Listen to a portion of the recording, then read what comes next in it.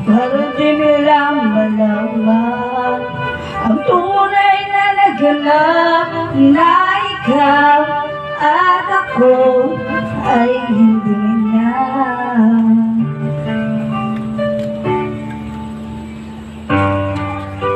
Insiyo ang mga ngiti para di halata. Damdamin ko'y pinitigil sa loob umiiyak dahil ikaw at ako ang